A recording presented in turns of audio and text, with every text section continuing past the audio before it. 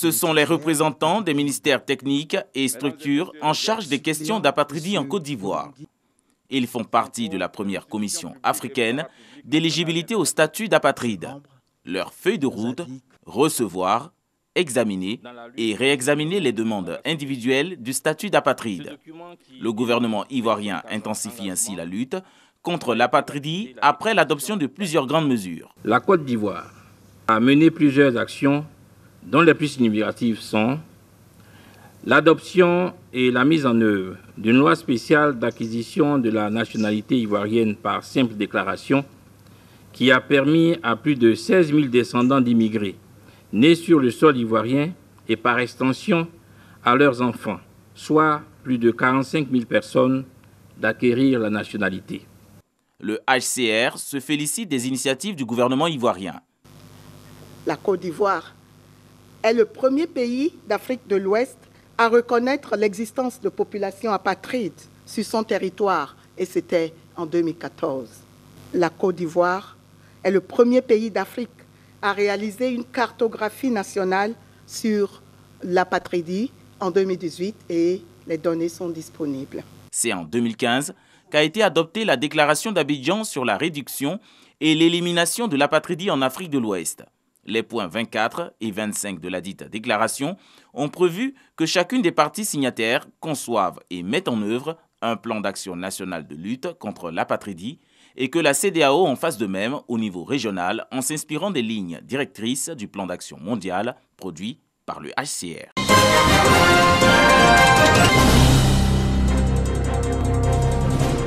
Abobo Baoulé est un village à Tchan d'environ 5000 âmes.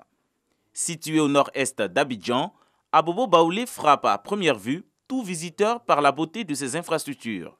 Ce village à Tchan relance son développement, d'où la conception et la remise de son plan stratégique de développement durable pour les 5 prochaines années. À partir d'un certain nombre d'outils qui ont été validés, le projet a été déployé. On a recueilli les desiderata des uns et des autres pour proposer un plan stratégique pour le village, afin que le village puisse avoir une vision claire, construite, avec des actions, des objectifs fixés, pour que dans les 5 prochaines années, il puisse aller dans ce sens. Et bien à travers ce plan, c'est comme pour nous un chemin tracé, c'est une boussole qui nous permet de nous orienter dans le développement que nous voulons apporter dans notre village. Dans ce document sont contenus plusieurs axes, notamment le volet social.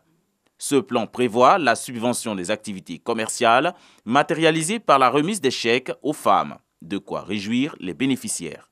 Je les ai motivés que cet argent, ce n'est pas pour aller dormir en bas des matelas avec, mais c'est pour pouvoir travailler, pour qu'elles puissent être autonomes. Ce plan stratégique de développement durable prend en compte le bien-être des femmes à travers la réalisation des activités commerciales réduites et élaboré par l'Institut de géographie tropicale.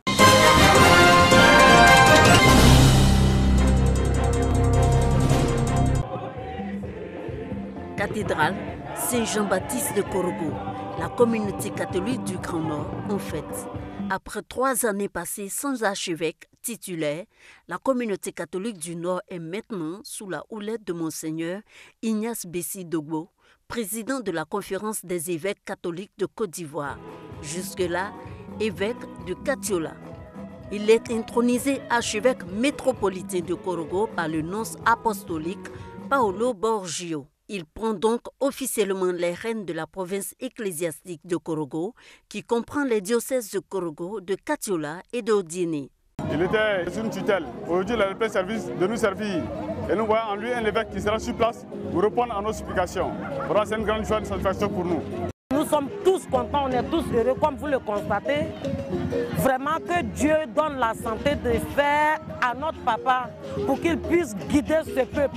La cérémonie marquant l'intronisation à la cathédrale Saint-Jean-Baptiste achevée, pour respecter les mesures barrières, cap sur le stade municipal de Korogo, où attendent plusieurs fidèles et délégations venues de tout le pays pour prendre part à la première messe du nouvel archevêque métropolitain de Korogo. Dans son homélie, Monseigneur Ignace Bessi Dogo a exhorté les fidèles à imiter le Seigneur Jésus-Christ dans le champ missionnaire. La première mission, c'est vraiment à l'endroit des prêtres. Faire de telle sorte que les prêtres soient unis, stables et aiment leur archidiocèse et se donnent à fond dans l'évangélisation du grand peuple sénoufo et des peuples malinqués qui sont dans cette archidiocèse. Et lié à cela, il y a la pastoral des vocations. Il faut une pastoral des vocations assez forte pour qu'il y ait des prêtres. Et donc nous allons nous atteler à cela. Monseigneur Ignace Bessi Dogo, âgé de 60 ans, a été nommé archevêque de Korogo le 3 janvier dernier par le pape François, après la rénonciation de Monseigneur Marie-Daniel Dadier en 2017 pour cause de maladie. Il devient le 3e archevêque de Korogo.